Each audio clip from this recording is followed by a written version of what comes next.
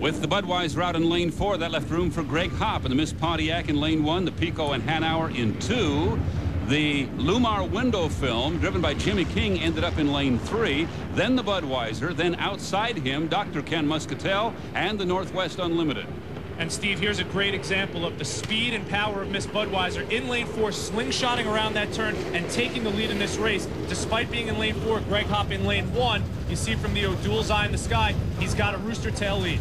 It's a perfectly legal move he makes, but he's causing problems for the Pico and the Lumar. They're getting washed down. Mark Tate and the Freddy's Club, floating in the middle of your screen, didn't make it to the start. They got into a rooster tail during the milling. More so than ever, out of any of the events we've covered this season, jockeying for position is of the utmost importance on Mission Bay. And you saw Greg Hopp and the Pontiac on the inside getting crowded by the Budweiser. Now, here comes Ken Muscatel and the Northwest Unlimited. He's been outside, staying out of trouble, and for the time being, he's ahead of Chip Hanauer and the Miss Pico. And God, it's real tough for Hanauer. It looks like he's got nowhere to go. He's getting in trouble everywhere he is on the race course. Looks like he's gotten washed down more than once. And the Lumar window film at this point is down in the water. He's had a gulp of salt water, and the Budweiser way out ahead now. He can go in any lane he wants. And you ask any of these drivers, Steve, they'll tell you the best thing about being out in front in a race like this is that you don't have to suck down someone else's salt water. These turbine engines can handle fresh water okay, but a cup of this stuff can destroy one of these big turbine engines. Mark Tate trying to limp back to the pit area after having just that happen to him. Jimmy King, better luck in the Lumar. He has it up and running again. And how about this from the O'Doul's eye in the sky? We've got some boat racing, Steve. Chip Hanauer on the outside, making the pass going into that turn. As the Budweiser comes at you, Mark Tate is taking the Freddy's Club back to the pit area. He's seeing high temperatures on the gauges, doesn't want to take any chances. Almost 160 miles an hour, very impressive in race conditions for the Miss Budweiser in that first lap.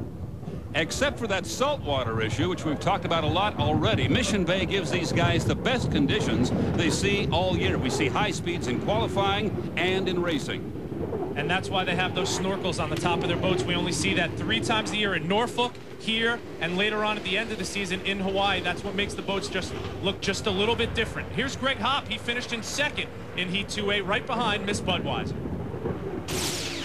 Well, we knew you needed about 300 points to clinch the national championship. 400 does it for sure. So one more time, congratulations. Hey, thanks. Team did a great job, gave me a perfect boat, and it was fitting that I get the perfect start right there in that heat against Hanauer to get the championship. So didn't see any way you were going to end up in lane 4, and somehow you got in there. We got in lane 4, and then we got lots of boat speed at the start, which cost them. They were all up there early, and Miss Budweiser was charging there, so made a great start, and it was fun. There you go.